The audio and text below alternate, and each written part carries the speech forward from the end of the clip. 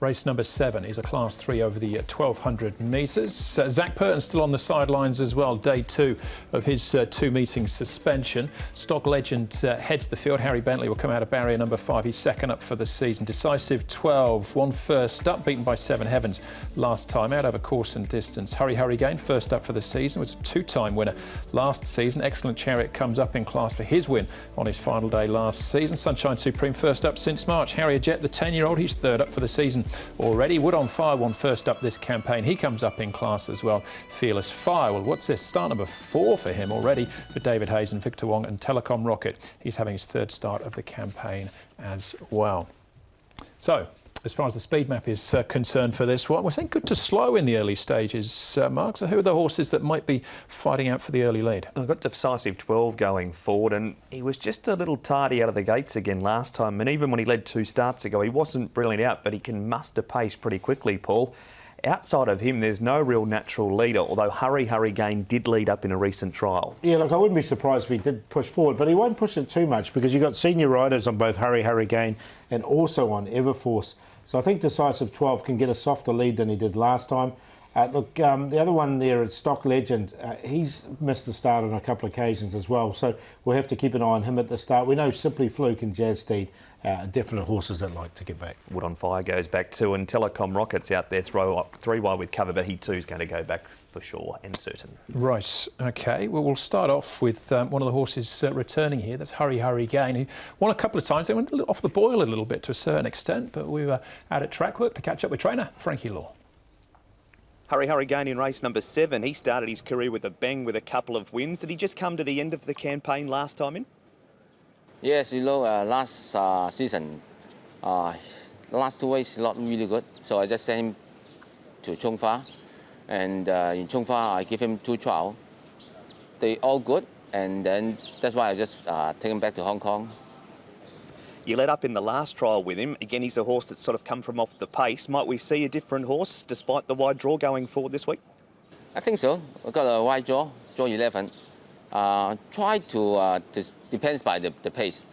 If the pace are not really fast, I can go a little bit, maybe 3rd, 4th. It depends by the pace, I think. Are they both horses, All Beauty and Hurry Gain, that have got good futures in Hong Kong? I think so. Yeah, both is a good new blood for me. Yeah. We move to the weekend. You've got Winning Dreamer engaged. Was there a temptation to run him in the Group 2? I still testing this horse because last season he have some accident, and so he's not really consistent. I think now he looks much better. I tried him before this race. I give him a chip piece. He looks a little bit better. So I hope I give him a chip piece in the race, more concentrate, and then to see how it's going. Some good fields on the weekend. We'll actually look at the 2 main races in part 2 of the show as well. Paul, I say we were out of track, but that was Mark catching up with Frankie Law. What are your thoughts on Hurry Gain? Yeah, look, he ran second fresh up last season. That was over 1,000 metres at Sha Tin. They're trying him over 1,200. I think he's quite forward, what I've seen in his track work. The draw was the main concern for me for barrier 11. I just think he might have to work a little bit. I've still got him in because I think he has got a big future here. Yeah, he's a nice horse. I found a spot for him as well. And he did have mucus in the system at his second last run last time in. So whether there was some lingering effects from that might have attributed that last run as well. OK, well, let's have a look now at Excellent Chariot. Sorry, no, we'll come back to Excellent Chariot. Decisive 12 first up, Harrier Jet, Telecom Rocket. This is on the back of Decisive 12 winning the start before, Mark. I've got him in. Just a concern around the weight with Decisive 12. He's carried 126 as the biggest weight, 115 and 122 as well. He's got 132 pounds on his back, and he did stop quite quickly there, Paul, but he's a lot better horse than that. Yeah, look, he was so impressive fresh up. I just wondered if he bounced a little bit, and they did put a lot of pressure on him in that race as well. Look, if they leave him alone in front, I think he can win.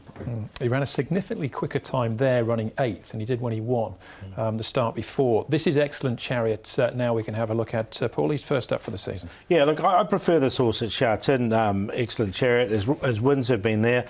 He has run some reasonable races at Happy Valley, and originally when I first saw this horse, I always thought he's looked suited to Happy Valley, but sort of history's proven he's more of a Sha-Tin horse. Had him in and then went back and watched the trial after this, and his trial was nothing flash. It was on the all-weather. In his favour, however, is the fact that his first-up record is excellent. He's 2 from 3 first up, and he's got a very informed jockey on his back. He has indeed, Matthews Chadwick, who's ridden him twice before, not to win, but he's been placed on both occasions. But he's absolutely flying, Paul, with a treble on the weekend. Yeah, look, isn't he going well? And so wish him all the best, Matthew. And look, you can just see for that record on screen for yourself with the 7 wins in 4 seconds. A good win percentage, and this is his book there. A free fall, I think, is a good chance as well. On that page, he looks the best chance for me.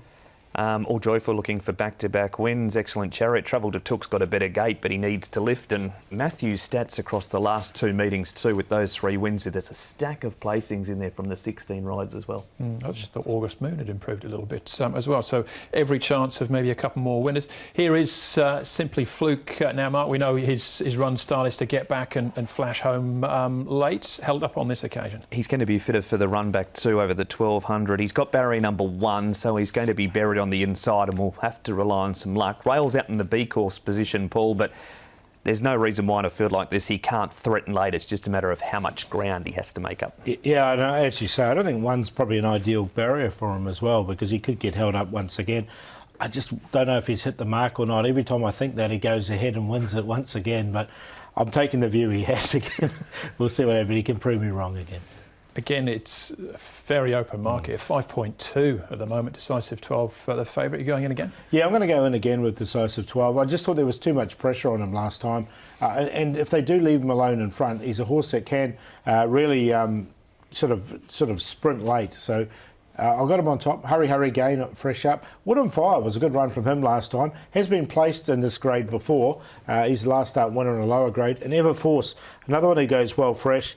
He's barrier 9 for him, and we saw him go forward. So, look, if they leave Decisive 12 alone, I think he can win. 2, 4, 10, 7. Going to take a chance with the Grey. The Greys had a field day on Sunday at Sha-Tin. Sunshine Supreme goes on top out of the Richard Gibson stable. He's first up for the season. He's had 3 trials behind Courier Wonder, Awesome Treasure, who we're yet to see, but has trialled up really well, and Harmony and Blessed. Was lame after his last run behind Winner Method, a 4th behind Wind and Grass off a tough trip course and distance 2 starts ago. Hurry Gain to run second, Simply Fluke from the inside draw, and Decisive 12 to round up the top 4. But double figures around race 7, number 6, Sunshine Supreme. I quite like him as well, Sunshine Supreme, at a bit of a price. Him and Decisive 12, a QQP maybe working around them.